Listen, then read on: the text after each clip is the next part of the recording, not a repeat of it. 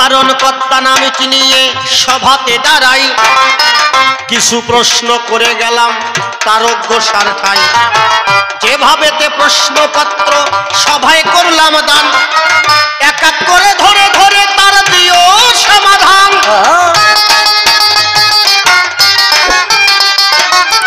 প্রথম প্রশ্ন করলাম আমি আমার কথা নিও, ভালোভাবে আসরে এসে বোঝাইয়া দিও। অকামনা প্রেম ভক্তি আমার মহাপ্রভু দেয়, আর প্রেমময় হরিনাম দিয়েছে তথায়। আর পারের দায়িত্ব আমার নিত্যানন্দ নিল, প্রেমানন্দে ভক্ত বৃন্দে হরি হরি বলো, হরি বল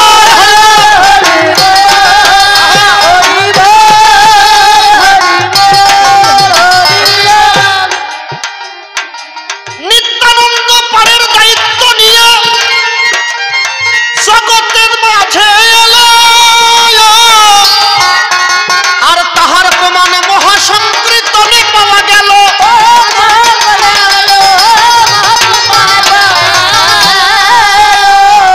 তবে হরিচাঁদ গুরুচাঁদের আসার কি দরকার হয়, ব্যাখ্যা করে বোঝাইও তুমি ধর্ম সবার গায়ে। আমার তো মনে হয় হরি গুরুচাঁদের আসার নাহি কারণ নয়, ব্যাখ্যা করে তবে বোঝাইও ধর্ম সবার গায়ে। কি কারণে জগৎ মাঝে আমার হরি গুরুচাঁদ এলো, কেমন বইবা জগৎ মাঝে মতুয়া ধর্ম দিল। এই প্রথম প্রশ্ন করলাম আমি আমার কথা নিও, ভালোভাবে আসরে এসে আমাকে বোঝাইও।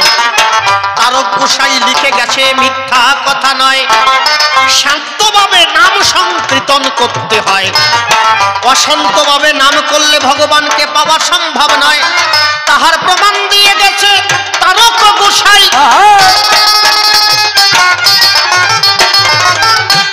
আমার কথাগুলো কি বোঝা যাচ্ছে? একদম পরিষ্কার ভাবে একটু বোঝাবার চেষ্টা করি। ভগবান যে আপনার কাছে আসবে, এই রাস্তা দিয়ে যদি কোনো একটা মেয়ে হেঁটে যায়, ওই মেয়েটাকে যদি শান্তভাবে বলেন, শান্তভাবে যে শুনছো বাবা, এই মেয়ে শোনো, তোমার সঙ্গে একটু কথা আছে, এটা হচ্ছে শান্ত ভাব। আর যদি বলে ওখানে যাচ্ছি, সরাইয়া বুট করে ফেলবার, এদিকে আয়, আসবে নাকি? ও জুতো খুলে মারবে না ওই জায়গায়। ঠিক তেমন ভগবানকে ডাকতে হলে শান্ত ভাবের প্রয়োজন, অশান্ত ভাবে কখনো ভগবানকে পাওয়া যায় না। এই জন্য তারক গোসাই লিখেছে নামেতে নিষ্ঠারতি, শান্ত ভক্তি শান্তি হরি নাম শ্রবণ, কিন্তু অশান্ত প্রেমের রীতি বিষের বাতি, শান্তি নাই আক্রান্তি মনে। গৌর বলে কাঁদবি যদি, নিরবধি নাম করিস তার প্রেম করিস। কিন্তু মতুয়ারা, ওরে বাবা, এদের ভিতর তো কোনো শান্ত ভাব নাই। যমরাজও ঢুকতে ভয় পায়। যখন কীর্তন শুরু করে, যখন মাতাম শুরু করে, ওর ভিতর যমরাজ ঢুকতেও ভয় পায়। যমরাজ ভাবে ওই জায়গায় যাই কেনুর গুতো খাবো নাকি। হ্যাঁ, এবার ওরাকান্দি কয়জন মারা গেছে জানো? শ্রীরাম ওরাকান্দি বাংলাদেশে 10 জন মারা গেছে। 10 জন, 8 জনকে থেকে 10 জন লোক মারা গেছে। এত চাপ হয়েছিল ওরাকান্দি, এমন একটা পরিবেশ হয়ে গেছে। ওইভাবে ভগবান খুঁজে পায় কিভাবে আমি তো বুঝলাম না। ভগবানকে খুঁজতে হলে শান্ত ভাবে, যেমন তৈলঙ্গ গোস্বামী পেয়েছিল কঠিন সাধনা করে। কোথায়? শ্মশানে গিয়ে সাধনা করেছিল। বাবা পাগলা শ্মশানে গিয়ে, ওরা গুডিকে একসাথে নিয়ে সাধনা করে নাই। কৃষ্ণ নাম করো একান্তে, একা একা, যেন তোমার চারিপাশে কোনো রকম কোনো শব্দ থাকে না, একদম নীরবে একান্তে বসে বসে হরিনাম করো। কিন্তু তোমাকে একসাথে না হলে হবে না। আমি তো বুঝলাম না ভজনটা কি। তারক গোসাইর কথায় তোমরা মানবা না? শান্তভাবে নাম করো, অশান্তভাবে করে না। এই জন্য আমার প্রশ্ন, অশান্তভাবে নাম করে মতুয়ারা কি করে হরিচাঁদকে পাবে? এর জবাব চাই। শোনো শোনো শোনো গোসাই, আমার কথা লবে, ব্যাখ্যা করে আসরের মাঝে তুমি তাই বোঝাবে। এই জগতে কিভাবে হরিচাঁদকে পায়? শান্তভাবে নাম করে তারা অশান্তর দ্বারায়। শোনো শোনো শোনো, আমি বলি তোমার ঠাই, এই 2খানা প্রশ্নপত্র তোমায় করে যাই। এবার তৃতীয় প্রশ্ন করি, আমার কথা নিও, ব্যাখ্যা করে আসরের মাঝে আমাকে বোঝাইও। শোনো শোনো শোনো তুমি আমার কথা লবে, ব্যাখ্যা করে সেই কথা তুমি আসরে বুঝাবে।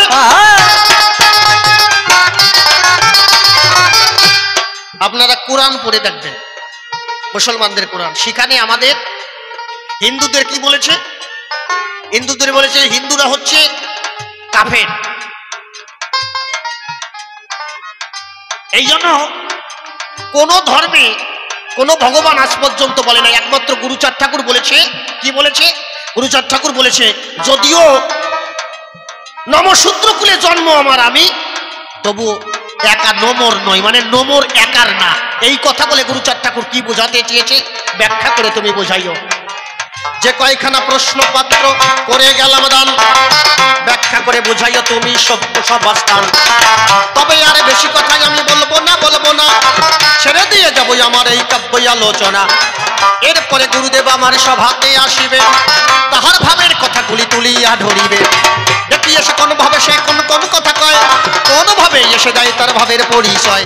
যার তবে বেশি বলে কোনো দরকার নাই, আমার মতো ভাবিকানে শেষ করিতে চাই। অনেকভাবেই অনেক কথা বলতে গেলে পরে অনেক ভুল ত্রুটি তাই হয়ে যেতে পারে। আপনাদের চরণেতে করি নিবেদন, আমার ভুল ত্রুটি সব করিবেন মার্জন।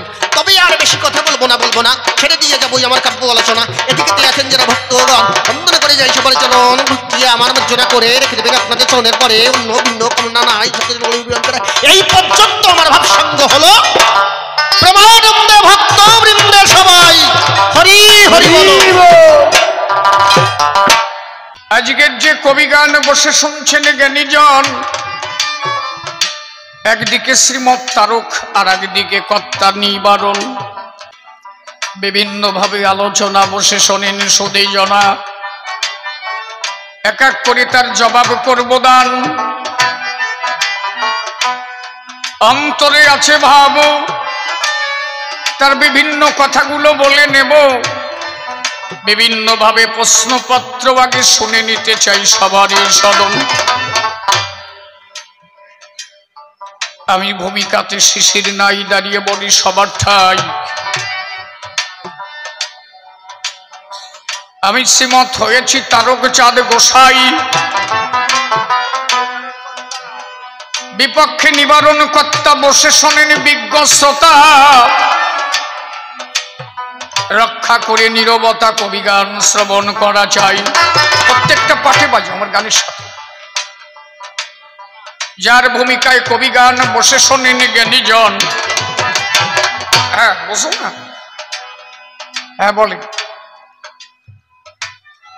এক এক করে তাহার জবাব করিব অর্পণ। আপনার কিছু বলতে হলে একটা চিঠি করিয়ে দেন সভাতলে। আপনি কথা বললে ব্যথা পাই ভক্তের যেমন। এবার বসে পড়েন, এত কথা শোনা যায় না, বোঝেন না, এটা পালা চলতেছে না। আপনার প্রশ্ন থাকলে একটা চিঠিতে লিখে দেন, আমি পড়ে দেব। ঠিক ঠিক ঠিক ঠিক একদম, নাকি? কথার মধ্যে বাধা আসলে উদ্ভাবনী শক্তি যায় তার চলে। আমরা যতটুক সভা কথা বলি ধর্ম সভার গায়ে, যে কয়টা কথা বলবো প্রত্যেকটা কথায় ছন্দ দেব। ছন্দ পতন হলে কবু কবি গান না হয়, কবি গান না হয়। কোথায়? অন্তর দিয়ে দেখো ভেবে দাঁড়াই বলি সবাই এবে। তাহলে ভূমিকাতে আমি শ্রীমৎ তারক গোসাই, যদিও নিমিঝিমি শিশিরের বাড়ি বসে শোনেন নরনারী। এখন বাড়ি আমার জয়পুরে লোহাগড়া, জানেন তা সবাই। যার গুরু ছিল মৃত্যুঞ্জয়, দাঁড়িয়ে বলি সবার ঠাই। শ্রীহরি যার স্কন্ধের পরে বসে বলতো কথা, সে যে আমার তারক কর্তা শ্রীমধুর, তার মধুর কথা আজও চাল না সরে যার আছে গৌণ গাথা। কারণ আমার তারক যখন গান গাইতো হরিচাঁদ তার কাঁধে থাকতো।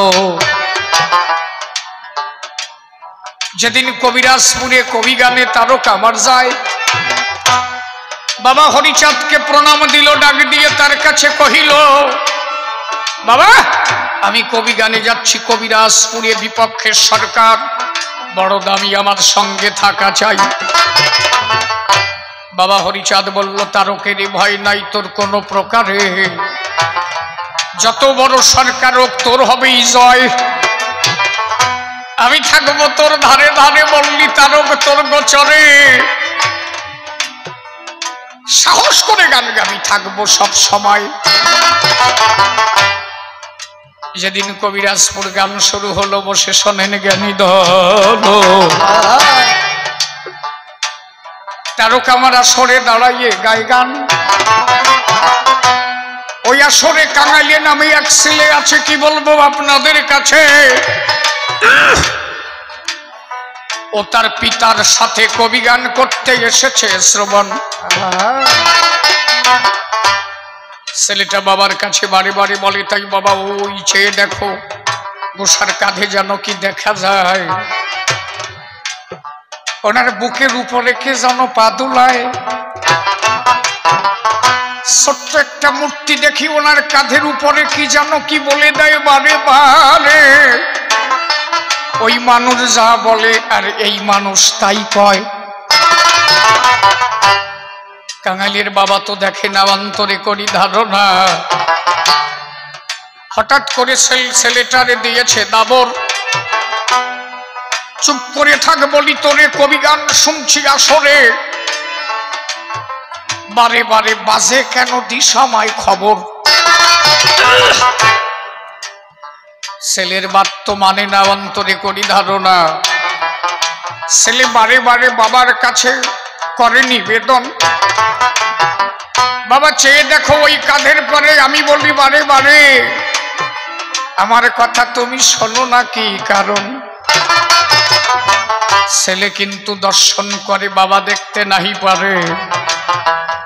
কারণ আত্মার জন্ম মাতা পিতার দ্বারা কবু নয়।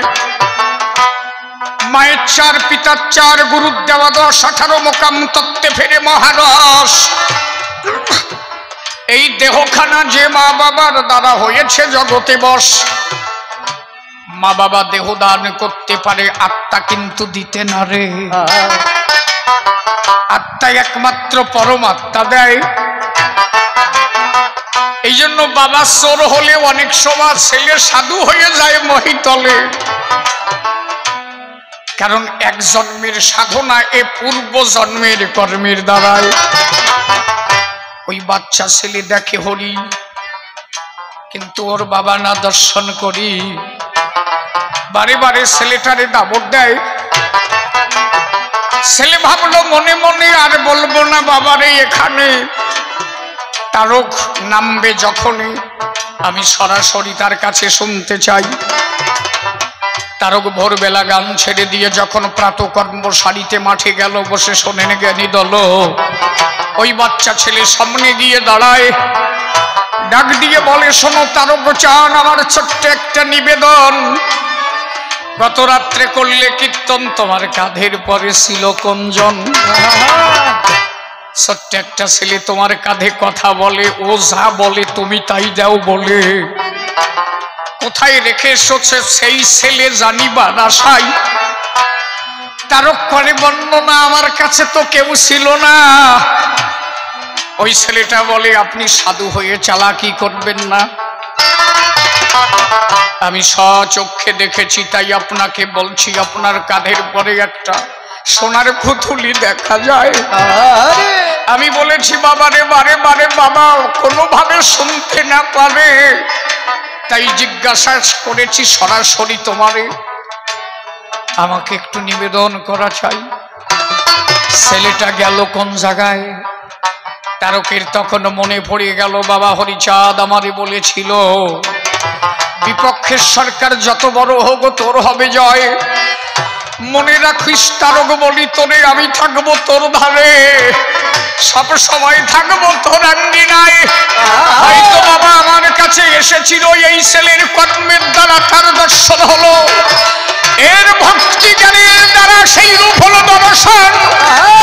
তারকর চরণে পড়ে গেল প্রেমানন্দে হরি বল, হরি হরি বলে।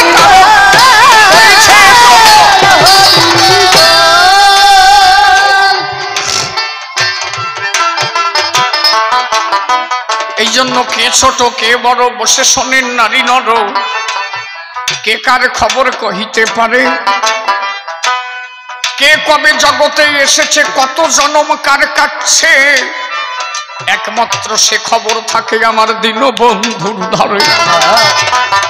আমি যারে ছোট বলে প্রণাম করি না, অন্তরে করি ধারণা ও ছোট না বড় না এ তো আমি জানি না। ওর কত জন্মের সাধনা আমার হয়তো এ পর্যন্ত হয়নি সে ভাবনা, নইলে কি এইটুকু বয়সে করে হরিয়ানা গোনা।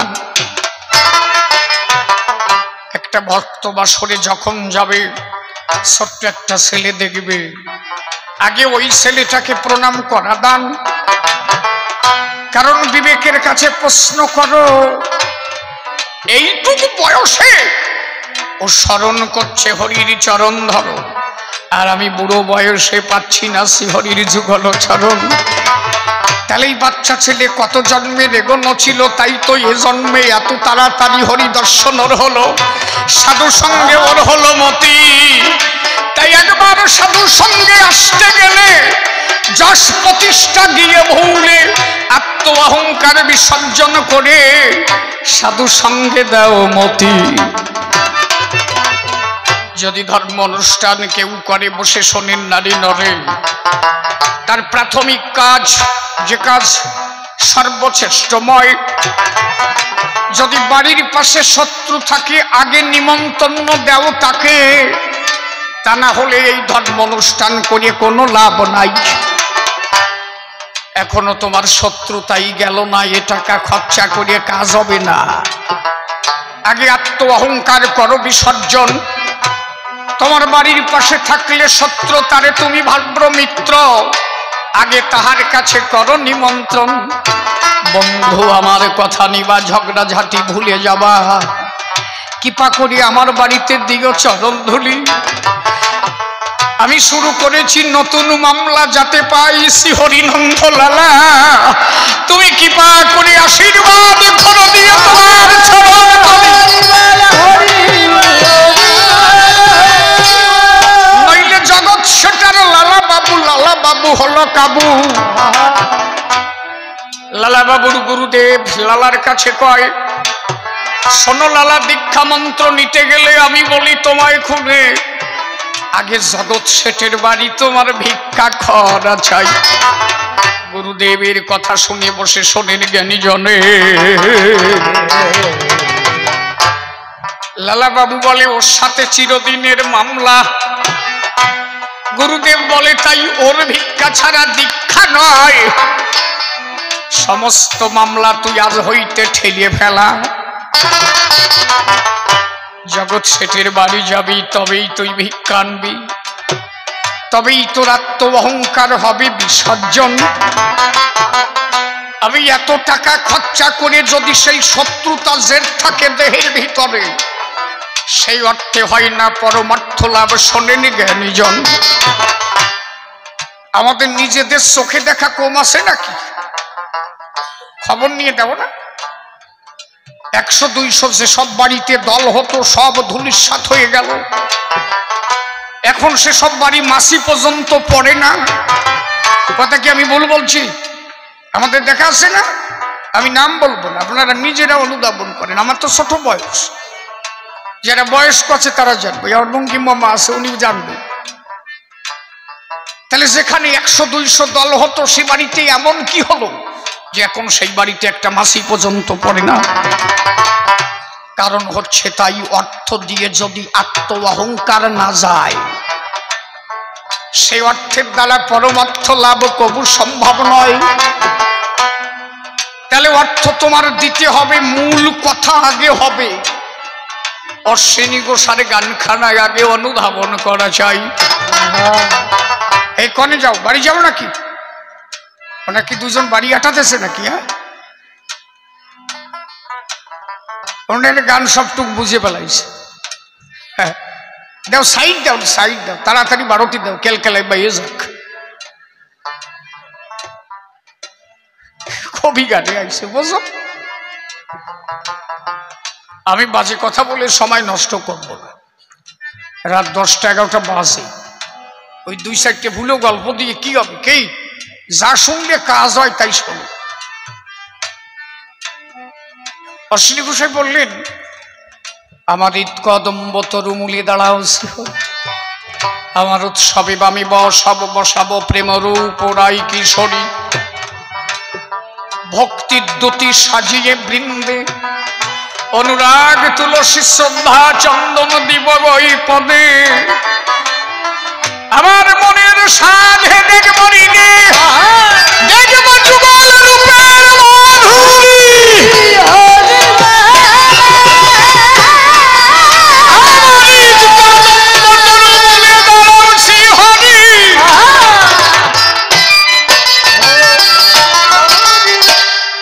এই জায়গাটা যদি বিশ্লেষণ করি, অশ্বিনী কি বললেন?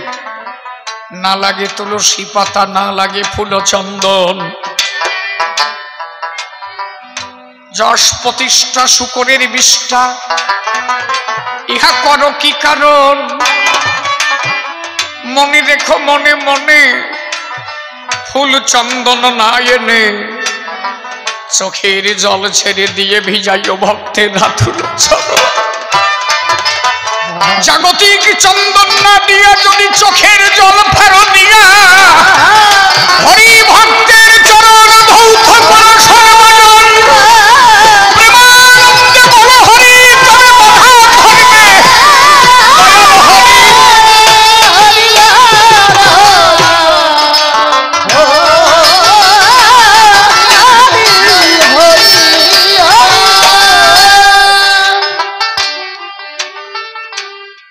এই জন্য আগে যা হলে কাজ হয় তাই করো। কি করছি বাবা? যা হলে কাজ হয় আগে করো তাই। সেটা হচ্ছে প্রেম আর ভক্তি। মতুয়া ধর্ম মত বেদ বিধির ঊর্ধ্বে, যেখানে কোনো বিধিমার্গ কাজ করে না, রাধা ভাবের উপরে দাঁড়ায়। আমি এই গানটা যদি ব্যাখ্যা করি আজকে সারা রাত কাটিয়ে যাবে, খালি এই এক গান ব্যাখ্যা। কবি গান আর কোন সময় হবে? এখন তো এত সময় নাই, তাই তো ওই 2 জন আটাতেছে ক্যালকেলায় চলে গেল। বাড়ি যে কবে কবি গান যাওয়া সাতাকে ডাসন, উনি যে কি বুঝে বাড়ি গেল, এই হচ্ছে ব্যাপার। একদম নীরব হয়ে কথা শুনতে হবে। তার বসে গান লিখলেন, এই যে আমরা বৈষ্ণব মতুয়ার মধ্যে যে পার্থক্য তৈরি করি, তারকের ভাবটা কোন জায়গায়? তার বসে পরিষ্কার বললেন, কি দুঃখে গৌর হলি বলকা নাই, ভেঙে বলকা নাই, ওটা শুনতে চাই। ছিল কিসের অভাব বৃন্দাবন, আমরা মনে ভাবি তাই। এ গৌরলি কেন? তোরে গোকুলের মা নন্দরানী দণ্ডে দণ্ডে ক্ষীর ননি, তোরে দণ্ডে দণ্ডে খাওয়াতো, আর এখন ধোলায় পড়ে গড়াগড়ি যাচ্ছিস, তাহলে তুই গৌরতি গেলি কেন? কি সুখে ছিলি ভাই? সুখের তোর আর অবধি নাই। তোরে ফুলের সজ্জা ফুল বাসরে রতন বেদির উপরে, বক্ষে ধরে প্রেমা ধরে ভাবতো কমলিনী নাই। কমলিনী মানে শ্রীমতী রাধা রানী। বললেন শ্রীমতী রাধা যেদিন কৃষ্ণচন্দ্র তার প্রেমে পড়ল বাধা, একই ফুল বাসরে রাধা রানী জড়ায় ধরেছে গোবিন্দের। দেখো, রাধা জড়ায় ধরেছে গোবিন্দের, চট করে রাধারানী গোবিন্দকে ছেড়ে দিয়েছে। গোবিন্দ বলছে, রাধে জড়াইবা ধরলে কেন আর সারিয়েই দিলে কেন? তুমি জড়িয়ে ধরলে কত সুখ পাই। রাধারানী ভাবলো, গোবিন্দকে বলতে লাগলো, আমার মনে হলো আমার ধরার জন্য ব্যথা পেয়েছ তোমার কোমল অঙ্গে, তাই ছেড়ে দিয়েছি তোমায়। গোবিন্দ করে মানা, বাজে কথা বলো না, তুমি ধরলে কত আনন্দ পাই। রাধা মনে ভাবে তাই, বুঝি আমার উচ্চ কুচের আঘাত লেগে গোবিন্দের অঙ্গে কত ব্যথা পাই। ভাবটা কোন জায়গায় দেখছো? তারক লিখলেন উচ্চ কুচের আঘাত লেগে শ্যাম অঙ্গে বেদনা লাগে, সে অঙ্গ তোর কিসের লেগে দোলায় দোষা ছাড়িস। উচ্চ কুশ মানে হচ্ছে স্তন, এর পরিশুদ্ধ বাংলায় বলে কুশ, আর আমরা যারে বলি স্তন। রাধা জড়ায় ধরছে কৃষ্ণকে, রাধা ভাবছে আমার উচ্চ কুচের আঘাত লেগে হয়তো গোবিন্দ ব্যথা পেয়েছে। কত পবিত্র ভালোবাসা রাধা কৃষ্ণের, আর তোমরা তাই নিয়ে বাজে কথা কও কেন? যদি কাম চরিতার্থ করবার জন্য সেই ভাবনা থাকতো তাহলে তারক এই কলম দেয়? উচ্চ কুচের আঘাত লেগে শ্যাম অঙ্গে বেদনা লাগে, সেই অঙ্গ তোর কিসের লেগে ধোলায় ধোসা ছাড়িস। সামান্য কুচের আঘাত তোর সহ্য হয় না, রাধা জড়াই ধরলো তোরে, সেই কুচের আঘাত তুই সহ্য করতে পারলি না। আর এখন নদিয়া এসে গৌর তুই ধুলায় পড়ে গড়াগড়ি যাচ্ছিস, কত শিলা শৌকতের চূর্ণ বিচূর্ণ অংশ লাগে তোর গায়ে, তবুও তুই মনন হরি বলিস হরি হরি।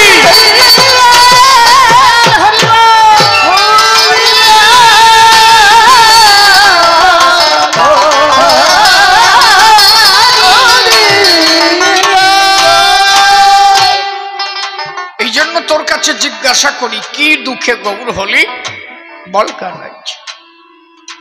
তাহলে মহাপ্রভু গৌর হলো কেন? এইবার শোনো,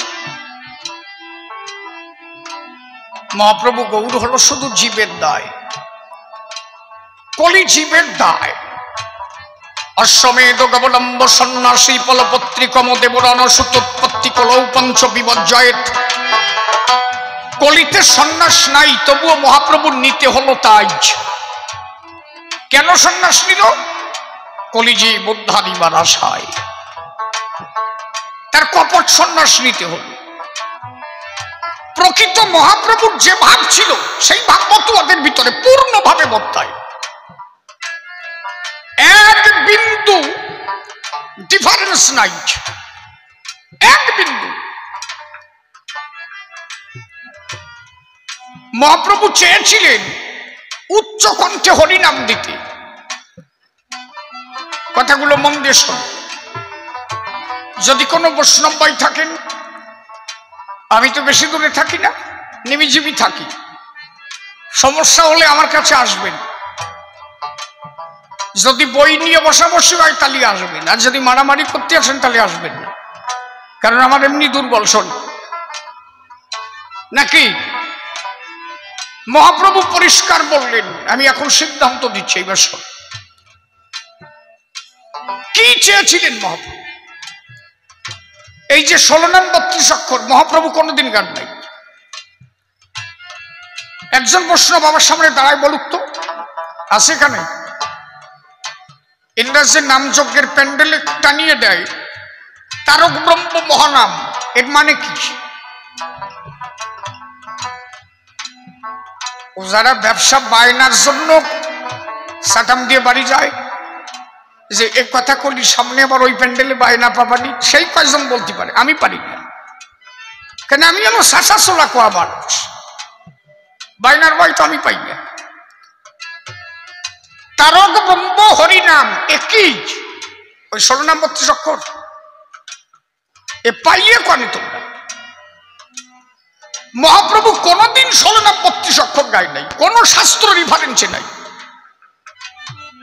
3টে প্রামাণ্য গ্রন্থ, একটা হচ্ছে শ্রী শ্রী চৈতন্য চরিতামৃত, শ্রী শ্রী চৈতন্য ভাগবত, শ্রী শ্রী চৈতন্য মঙ্গল।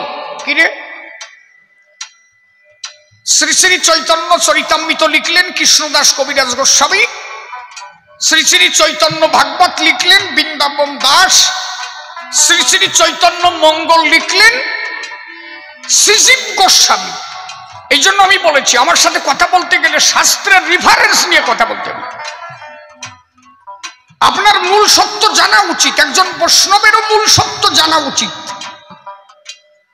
সারা জীবন আপনি ভুল জানবেন তাই হবে না তো, আপনাকে জানতে হবে যে মহাপ্রভু কোন নাম দিতে চেয়েছিলেন। গোবিন্দ দাসের করচা, মুকুন্দ দাসের করচা পড়ে দেখবেন, চৈতন্য ভাগবত আদিখণ্ড 98 পেজ 98 পৃষ্ঠা, আমি বলে দিচ্ছি, বাড়ি যেয়ে খুলবেন। মহাপ্রভু নিজে পরিষ্কার বললেন 16 নাম 32 অক্ষর হচ্ছে তন্ত্র, আর হরি নাম হচ্ছে মহামন্ত্র। আপনি তান্ত্রিক হবেন না সাধক হবেন? মহাপ্রভু নিজে বলছেন যে 16 নাম 32 অক্ষর তন্ত্র, আর হরি নাম হচ্ছে মহা মন্ত্র। এই জন্য মহাপ্রভু সব সময় বলতেন হরে কৃষ্ণ হরি বল, হরে কৃষ্ণ হরি বল। এই হরে কৃষ্ণটা বলতেন কেন? এর একটা কারণ ছিল।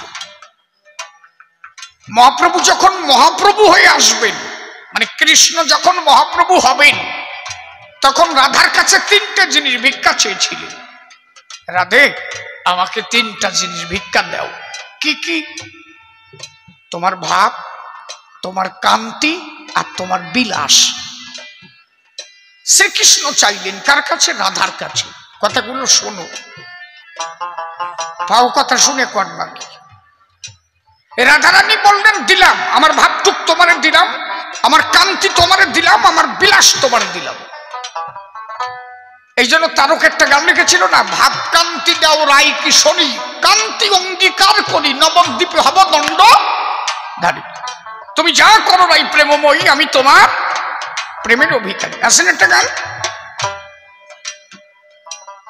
তার মানে তাহলে শ্রীকৃষ্ণ যখন রাধার ভাব পেল,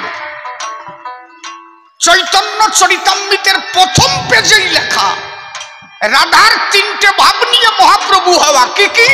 ভাব, কান্তি, বিলাস। এখান থেকে আসরের থেকে কেউ যদি উঠে আমারে বলে শিশির তোমার ওই ভাবটা আমারে দাও, আমি তারে বললাম যা আজকের থেকে তোরে দিয়ে দিলাম, তাহলে সে কি করবে? আমি যেমন কবি গাই, সেও আমার ভাব পাবে নাকি? আমি যখন দিয়েই দিলাম তারে। তাহলে রাধারানী তার ভাব দিল কৃষ্ণের। তাহলে রাধার ভাবটা কি ছিল? কৃষ্ণ বলে কান্না করা। যেহেতু কৃষ্ণ রাধার ভাব পেল, তাই কৃষ্ণ গৌর হয়ে রাধার মতো কৃষ্ণ বলে কান্না করত, আর হরিনাম করত, হরি বল। যেদিন জগাই বাবাইকে উদ্ধার করতে গেলেন সেদিনও বললেন হরি বল। যেদিন খান্ডি বনে হরিকরিকে উদ্ধার করতে গেলেন সেদিনও মহাপ্রভু বললেন একবার হরি বল। একটা জায়গা দেখাতে পারো যে মহাপ্রভু মুখে বলছে হরে কৃষ্ণ কৃষ্ণ কৃষ্ণ হরে হরে, হরে রাম রাম রাম হরে হরে। তাহলে তোমরা এই গাইয়া ওই নামযজ্ঞের প্যান্ডেলে বড় লেখো কেমন যে তারক ব্রহ্ম হরি নাম, এইটা ব্যাপারটা কি? মহাপ্রভু নিজে বলেছেন 16 নাম 32 অক্ষর তন্ত্র, হরিনাম হচ্ছে মহা মন্ত্র। মহাপ্রভু বললেন তাই যদি কেউ মালা জপে কৃষ্ণ হরিনাম করে, যদি কেউ মালা জপে হরিনাম করে, সে যতটুক ফল লাভ পায়, যারা উচ্চ কণ্ঠে হরিনাম করে তারা 100 গুণ ফল লাভ বেশি পায়। এই জন্য মতুয়ারা ডাঙ্কা বাজায়, কাশি বাজাইয়ে হরিনাম উচ্চ কণ্ঠে করে হরিব।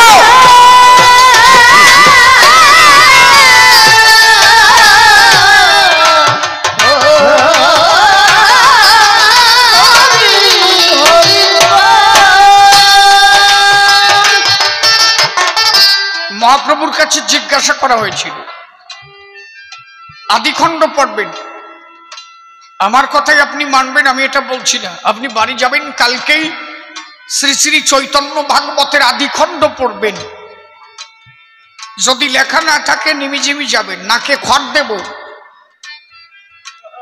এ তো আর মতুয়ারা লেখে নাই। কথা বুঝতেছ আমার নাকি? পরিষ্কার বুঝো, কালকে চার দোকানে যে টিভির কাটিয়ে না। কি মামা বুঝেছো নাকি? যদি লেখা না থাকে নাহলে আমার কাছে যাবেন, আমি গ্রন্থ বের করে দেখাই দেব। মহাপ্রভু নিজে বলছেন ওই জপ করে ওই হাত টিপা টিপি ওরার দরকার নাই, ও করে পাও কি? মহাপ্রভুকে জিজ্ঞাসা করা হলো, মহাপ্রভু বলেন উচ্চ কণ্ঠে হরিনাম করো। মহাপ্রভু বলেন কেন জানো? একজন মানুষ যদি উচ্চ কণ্ঠে হরিনাম করে তার পাশে যদি 10 জন থাকে তার হরিনাম শুনে তাদেরও কাজ হয়। একজন মানুষ উচ্চকণ্ঠে যদি হরিনাম করে, গাছের পাখি সেও ওই হরিনাম শুনে উদ্ধার হয়। একজন মানুষ রাস্তা দিয়ে যদি উচ্চকণ্ঠে হরিনাম করতে করতে যায়, কোন পাষণ্ড সেও বাহু তুলে বলে হরিবল। এই জন্য হরিনামের মধ্য দিয়ে জগৎ উদ্ধার হয়। হরিবল।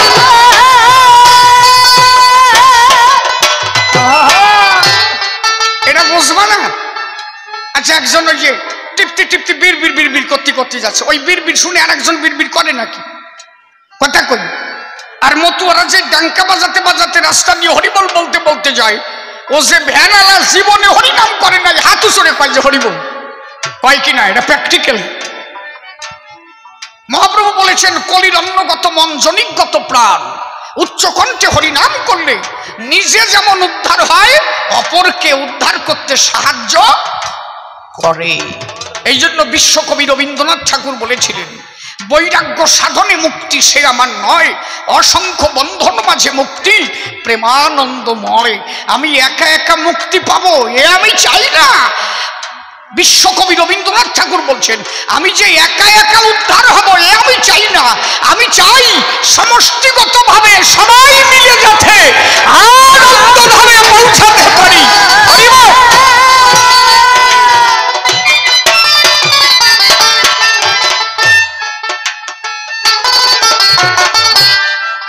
একদম পারফেক্ট কিছু মতবাদ।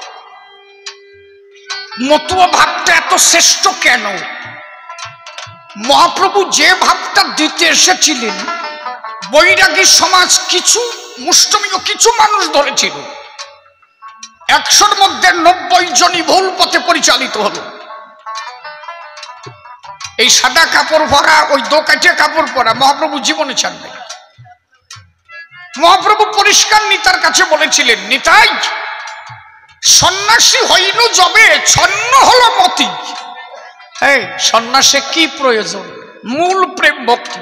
তার মানে ঘরে বসেও তারে পাওয়া যায় যদি ভক্তির হৃদয় হয়। হরিচাঁদ ঠাকুর সেখানে বললেন, গৃহেতে থেকে যার হয় ভাবুদয়, সেই সে পরম সাধু জানিও নিশ্চয়।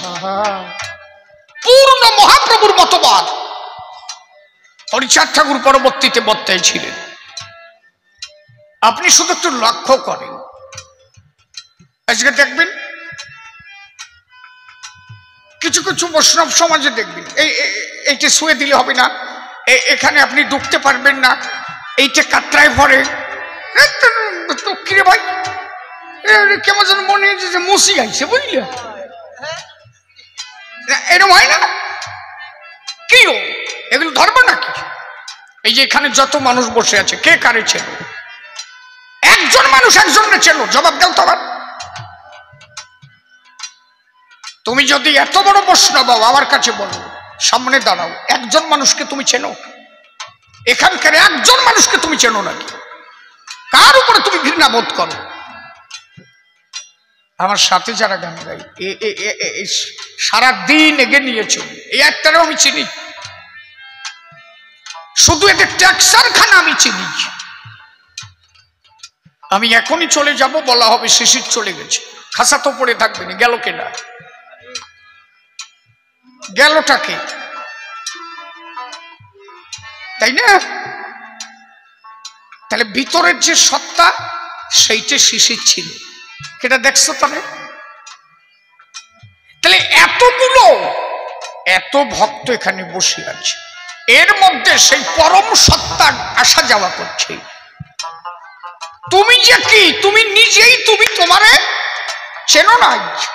তোমার ভিতরে কে আসে যায় তুমি তো তারে কবু দেখো নাই। তাহলে সেই অনন্ত অসীম এই মানুষের মধ্যে আসে যায়, এই মানুষকে অবজ্ঞা করলে কোন ধর্ম হতে পারে না, পারে না, পারে না।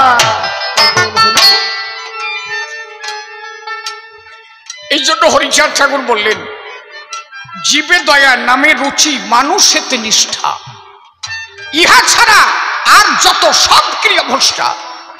কখনো মানুষকে তুমি ছোট ভেব না, জীবকে দয়া করো। জীবে দয়া নামে রুচি মানুষেতে নিষ্ঠা। এই ভাবটা মহাপ্রভু রয়েছিল। আপনি ভাবতে পারেন যদি সুষমার্গেই ভগবান হবে, এরা যদি মহাভারত ভাগবত অধ্যয়ন করত, তাহলে এদের ভাষায় এত সুস থাকতো? এই আমাকে কিছু মতুয়াদের মধ্যে নতুন আরম্ভ হয়েছে, এটা শুয়ে দিলি কাজ হবে, অমকের অমক মরিয়ে গেছে, অমকের অমক কি হয়েছে। এই মানুষ মরে, তোরা কেডা কইছি? কে মরে? খাসা থাকে পড়িয়ে যার আত্মা চাই তার দ্বারে। মরণ বলতে কিছু হয় না এই সংসারে। প্রকৃত মরণ বলে কারে? মানুষ বেঁচে থাকতে নারীর কাছে যে পিতৃসত্তা মারে, এই তো হচ্ছে মরণ। আত্মার মরণ হয় না। আত্মার যদি মরণ হতো, তাহলে গোলক পাগল দেহ ছাড়ার পরে রিমনির সঙ্গে দেখা করতে যেতে পারত। আত্মার যদি মরণ হতো, মহানন্দ পাগল যাওয়ার পরে অশ্বিনীর সঙ্গে কি দেখা করতে পারত? আত্মার যদি মরণ হতো, তাহলে আমার তারক কি জগদীশকে দিয়ে লাঠি ছাতা ওইগুলো পাঠাতে পারত? মানুষের মরণ হয় না। আত্মা যার মানুষ তার কাছে যায়, আনন্দের দেশে রওনা দেয়।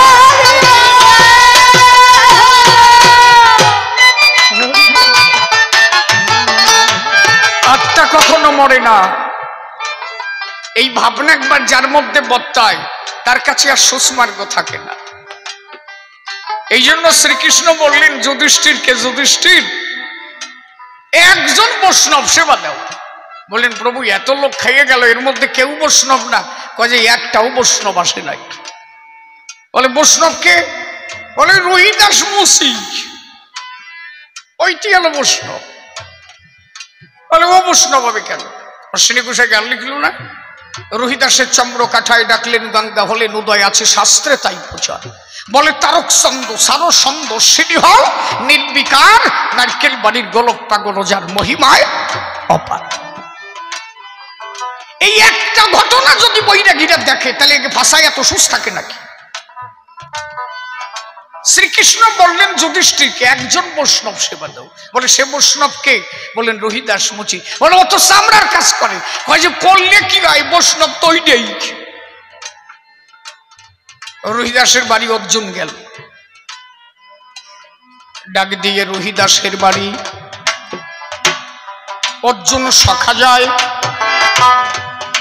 অর্জুন গিয়ে ডাক দিয়ে বলে রোহিদাসের ঠাই। শোনো শোনো রোহিদাস, তুমি আমার কথা নেবে? আমাদের বাড়িতে দুটো অন্ন সেবা নেবে। বলে রোহিদাস দাঁড়িয়ে সভাপাশ। অর্জুন বলি তব ঠাই, আমার বাড়ি অন্ন নিলে তবেই অন্ন ওই বাড়িতে খাই। অর্জুন দেখে চামড়ার গন্ধ, এর মধ্যে আমি কি করে আহার করি? একে বৈষ্ণব বলে কেন আমার দয়াল হরি? বলে রোহিদাসকে আবার বৈষ্ণব বলে কিভাবে? এ তো সব জায়গায় চামড়া বসা, এ ভগবান দাঁড়াবে কোন জায়গায়? রোহিদাস অর্জুনের ভাব দেখে বুঝতে পারলেন, লজ্জা ঘৃণা ভয় তিন থাকিতে নয়। তুমি কৃষ্ণ সখা হতে পারো, এখনো তো আর এই তিনটে যায় নাই। বলে অর্জুন আমার কথা নাও,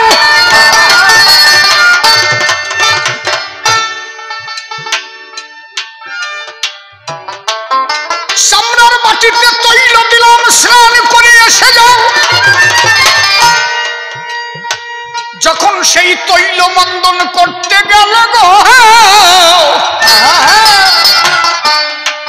অর্জুন ঘৃণার ছলে তুলে ওই চামড়ার মাটির তৈল তখন বসল পায়ের তলে। রোহিদাস বুঝতে পারল এত ঘৃণা তোমার, চামড়ার তৈল নিলে না তুমি মস্তকের উপর। বললেন অর্জুন তুমি তো কৃষ্ণ সখা, তুমি তো জানো পরম ব্রহ্ম পরম বস্তু তিনি তো সহস্রাতে থাকেন, আগে তৈল নিতে গেলে তো সহস্রাতে দিতে হয়, তুমি ওখানে দিলে না কেন? অর্জুন ধরা পড়ে গেল, শালা ভুল করেছি তো, আসলে তো চামড়ার গন্ধ। কিছু বলার নাই তো, ভক্তের কাছে ধরা পড়ে গেছে। ওই বাটির থেকে একটু তৈল নিয়ে উপর দিকে একটা সিটে দিয়েছে, বলাচ্ছে ঠিক আছে এইবার চলো স্নান করি আসি।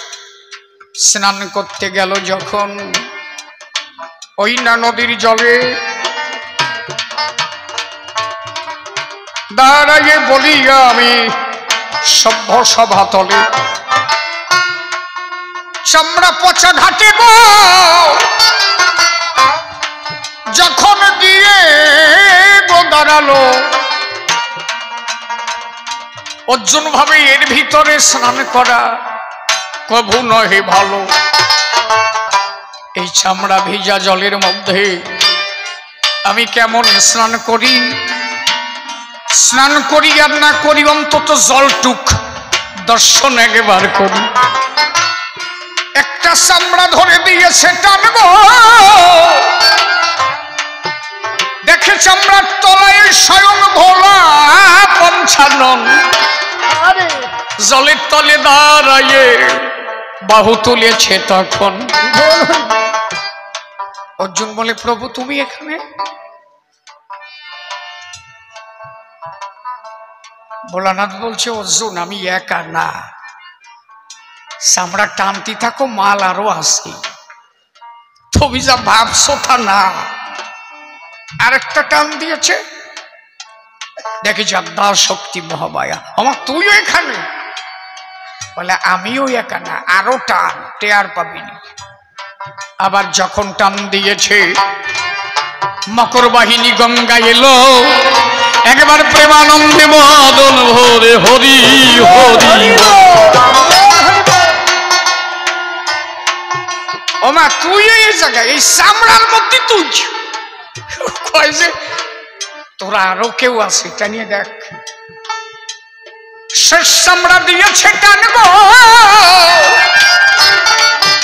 বাঁশি হাতে দাঁড়ায় মদন মোহন, দেখে যে জলের তলে দাঁড়িয়ে আমার প্রাণ গোবিন্দ ধন। বলে প্রভু তুমি এইখানে চামড়ার তলায়? যে তুই তো চামড়া দেখিস অর্জুন, প্রত্যেক দিন সন্ধ্যাবেলা আমরা আসি, কেন জানিস? একজন বৈষ্ণবের চরণ ধূলি পাবার আশায়। তুই কি জানিস না? ঘৃণা লজ্জা ভয় তিন থাকিতে নয়। প্রত্যেক দিন সন্ধ্যাবেলা রোহিদাসের মতো বৈষ্ণব এসে এই জলের মধ্যে চরণ ধুলি দেয়। আমি ভগবান হয়ে ভক্তের চরণ ধুলি বাসনা করি, ভক্তের চরণ ধুলি।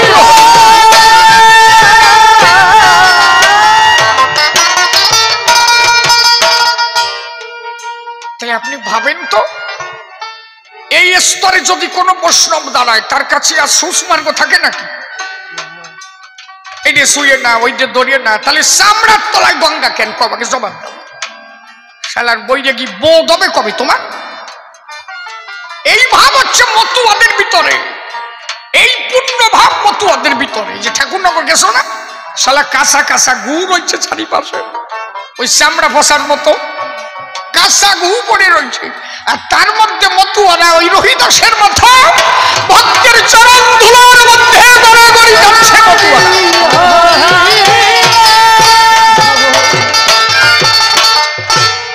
তাহলে প্রকৃত বৈষ্ণবের ভাব যাহা, সেই ভাব মতুয়াদের মধ্যে পাই। তাহলে মিশে কেন দুই দলে আমরা বাঁধাবো লড়াই? আমার কথা বোঝা যাচ্ছে কি? এর পরিষ্কার।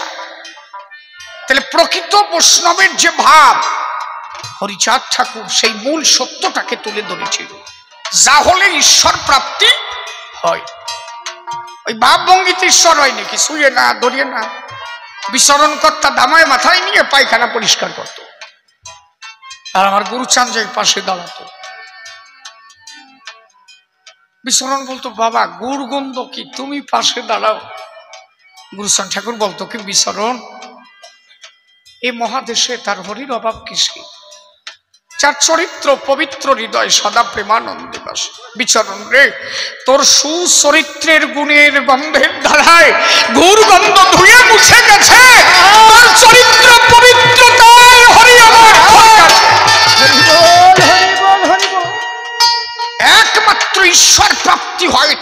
চরিত্রের তলায়, পবিত্র চরিত্রের দরকার, আর কিছু না।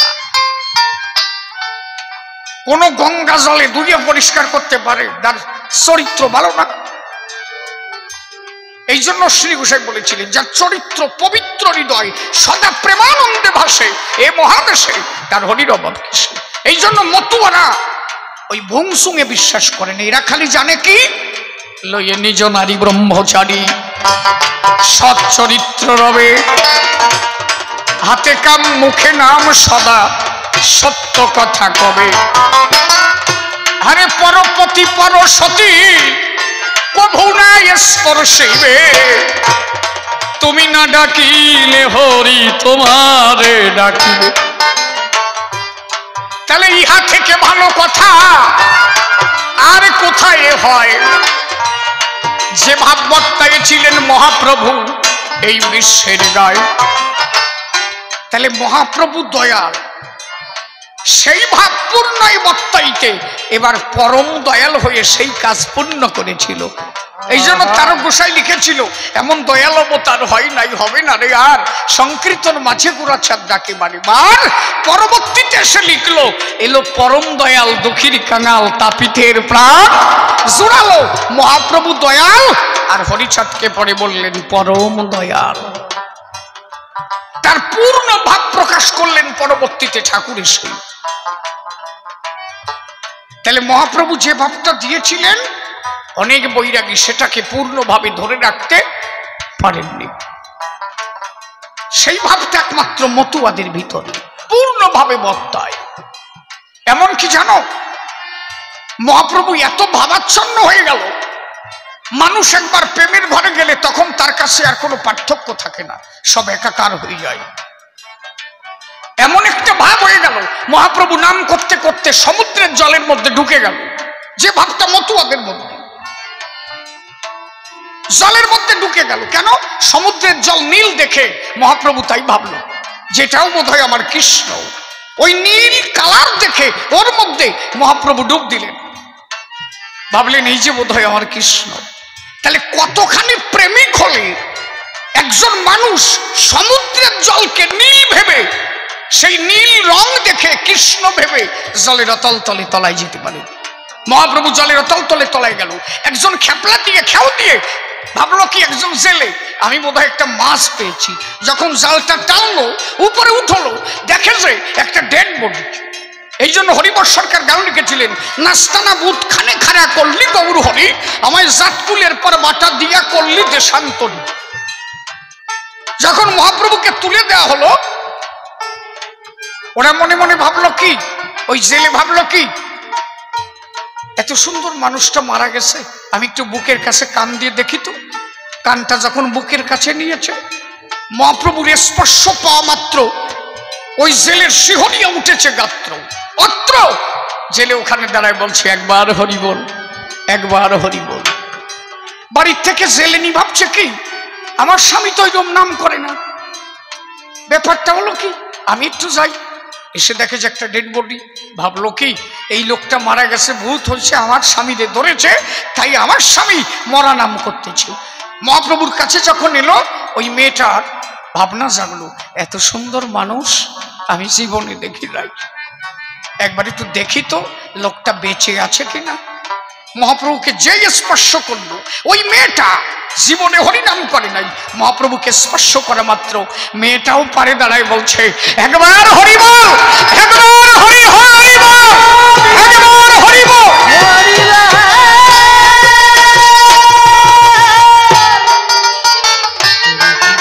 এখন গ্রামের মানুষ চেয়ে দেখে যে যায়, যে গ্রামের থেকে আসে, যে স্পর্শ করে মহাপ্রভুকে, মহাপ্রভুর সাথে সাথে বলে একবার হরি বল, একবার হরি বল। যে ধরে তারে সে মত্ত হয় হরি নামের ভিতরে। একমাত্র এই ভাব সমাধির ভাবটা আছে কাদের ভিতরে? মতুয়াদের ভিতরে। গত পরশুদিন রাত্রে এখানে মাথা মইছে না, কত মতুয়া ভাব সমাধি হয়ে গেছে না।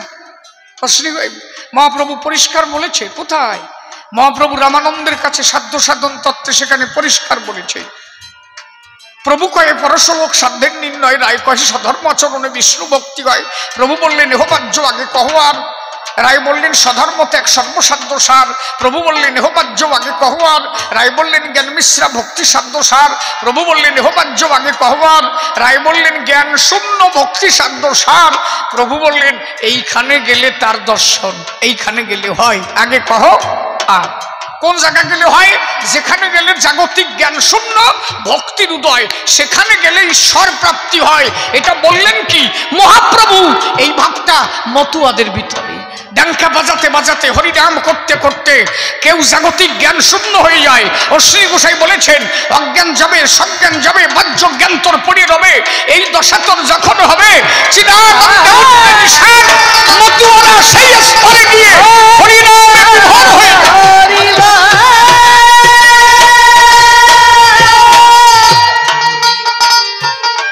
তাহলে যে পূর্ণ প্রকাশ একমাত্র মতুয়াদের ভিতরে, মহাপ্রভুর পূর্ণ ভাব। মহাপ্রভু নিজে বললেন যেখানে গেলে জ্ঞান শূন্য হয়, জ্ঞান শূন্য ভক্তির উদয়, সেখানে গেলে ঈশ্বর প্রাপ্তি হয়। মতুয়ারা মাতাম দিতে দিতে কেউ ধুলায় দূষরিত হয়ে যায়। দেখবেন বাজনা বন্ধ হয়ে গেছে কিন্তু তার নাম বন্ধ হয় নাই, হয় না? বাজনা বন্ধ হয়ে গেছে কিন্তু সে কিন্তু মাতাম দিয়েই যাচ্ছে, হরিবল হরিবল হরিবল হরিবল হরিবল হরিবল হরিবল হরিবল হরিবল। পাশের কয়েকজন কয়ে যে বাজনা বন্ধ হয়েছে, ওর নাম বন্ধ হয় নাই। এর মানে কি? ও তখন বাহ্যিক জ্ঞান শূন্য। পাশে যে ডাঙ্কা বাজছে না এই ভাবনা কিন্তু তখন আর তার নাই।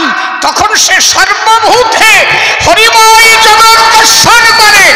হরিবল।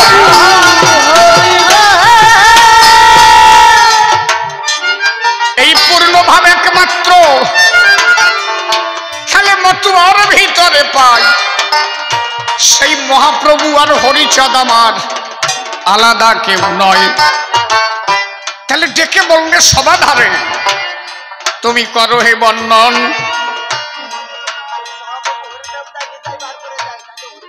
নিতাই পার করলো কি কারণে এলো শ্রীহরি চরণ।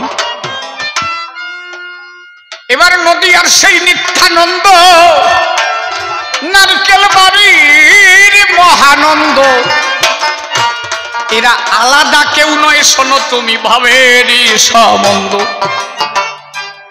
মহাপ্রভু এসেছিলেন যা দিতে, তা পূর্ণ প্রকাশ করতে পারলেন না, বাধাপ্রাপ্ত হলো। তাই পরবর্তীতে হরি হয়ে তার পূর্ণতা প্রকাশ পেল।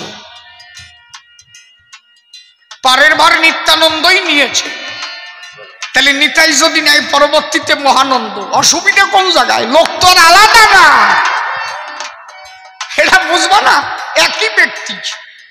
হরিচাঁদ ঠাকুরের আসার দরকার ছিল না। কেন এলো?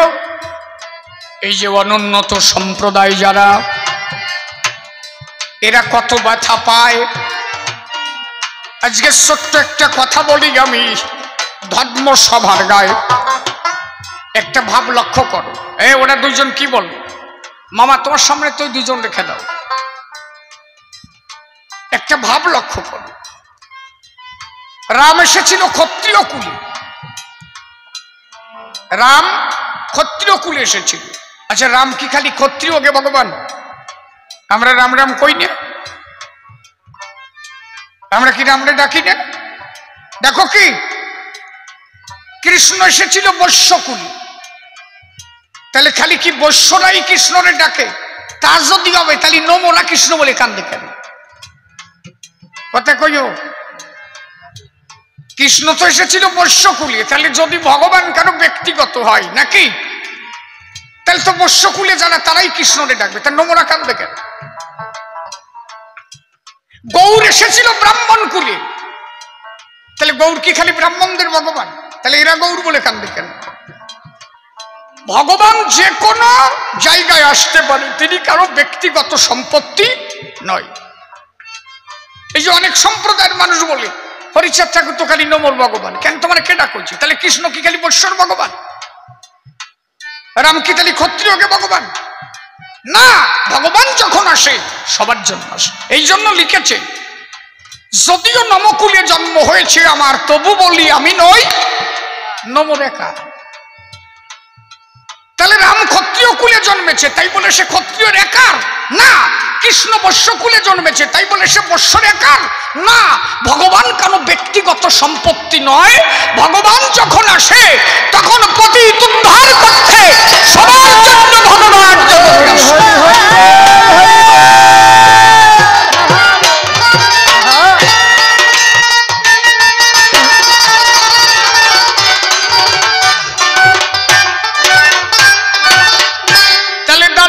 বলি আমি সভ্যসার স্থান নমশূদ্র কুলে এসেছিলেন দয়াল হরিচল। তাহলে ঠাকুর এলেন কেন এই কুলে? এদের উপরে অত্যাচার আরম্ভ হয়েছিল, সে অত্যাচারের মাপকাঠি ছিল না, কঠিন ব্যাপার। নদীর জলে রামকান্ত স্নান করতে নামলো, রামকান্তকে নদীর জল থেকে তুলে ফেলানো হলো। এই রামকান্ত এদিকে আসতে। রামকান্ত বললেন আমার দোষ। বললেন তোর দোষ কি? তুই চণ্ডালের ঘরে জন্ম নিয়ে নদীতে নামলি কেন? তুই নদীর জলে স্পর্শ করলি, এতে জাত চলে গেল। রামকান্ত বললেন এ তো প্রকৃতির দান, এতে এত শোষণ থাকবে কেন? এক ব্রাহ্মণ পিছন থেকে লাঠি পিটা করল। আরে রামকান্ত তো অনেক পরের কথা, গুরুচাঁদ ঠাকুরের জন্ম 1846 সাল, ডক্টর বি আর আম্বেদকরের জন্ম 1891, গুরুচাঁদ ঠাকুরের জ্যেষ্ঠ পুত্র তার জন্ম 1867। খালি এই সাল তারিখগুলো জানো তাহলে বুঝতে পারবা না যে আম্বেদকর সাহেব গুরুচাঁদ ঠাকুরের থেকে 45 থেকে 46 বছরের ছোট। আমার কথা বোঝা যাচ্ছে কি? আম্বেদকর গুরুচাঁদ ঠাকুরের থেকে 45 থেকে 46 বছরের ছোট। ভারতবর্ষের যিনি সংবিধান লিখেছেন আম্বেদকর, বাবা সাহেব আম্বেদকর। আর গুরুচাঁদ ঠাকুরের জ্যেষ্ঠ পুত্র শ্রী শশীভূষণ, এই শশীভূষণের জন্ম ডেট হচ্ছে 1867। আম্বেদকরের থেকে 25-26 বছরের বড় শশীভূষণ ঠাকুর। এই আম্বেদকর যখন স্কুলে গিয়েছে, তার স্কুলে কোনো গ্লাস বা কোনো জগ স্পর্শ করতে দেওয়া হয়নি। সে তো গুরুচাঁদ ঠাকুরের 45 বছর পরে, তখনও পর্যন্ত এই অবস্থা। আম্বেদকরকে একটা গ্লাস স্পর্শ করতে দেওয়া হয়নি। আম্বেদকর সাহেব রাস্তা দিয়ে যাচ্ছিলেন জল পিপাসার জন্য, যেখানে ব্রাহ্মণরা শৌচ করে পায়খানা করে শৌচ করে ওই জল স্পর্শ করেছেন। একজন ব্রাহ্মণ গিয়ে পিছন থেকে লাঠি পিটা করলো। আম্বেদকর সাহেব বললেন আমাকে মারা হলো কেন? বলে এই জল তুই স্পর্শ করলি কেন? বলে এ তো আপনারা জল খরচ করেন, সেই জল খেয়েছি আমি। বলে তুই এই জল স্পর্শ করলি, তাতে আমাদের জাত চলে গেল। ভাবতে পারো তুমি? আজ থেকে কয়দিন আগের কথা। কি রে? তাহলে যেখানে আজ থেকে কয়দিন আগের কথা, যে আম্বেদকর স্কুলে স্টাডি করতে, যখন পড়াশোনা করতে, অধ্যয়ন করতেন, আম্বেদকরকে উপর থেকে জল ঢেলে দেওয়া হতো, কোনো গ্লাসে স্পর্শ করতে দেওয়া হতো না। কেন? ওরা বলতো তুমি গ্লাসে স্পর্শ করলে তাতে জাত চলে যাবে। তাহলে হরিচাঁদ ঠাকুরের আমলের ঘটনাটা কি হতে পারে ভাবিয়ে দেখো।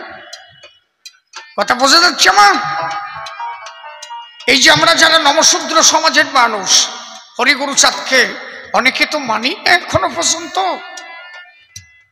এরা বুকে হাত দিয়ে একটা কথা বলুক তো, 1906 সালের আগে, 1906 থেকে 1907 সালের আগে এই নমশূদ্র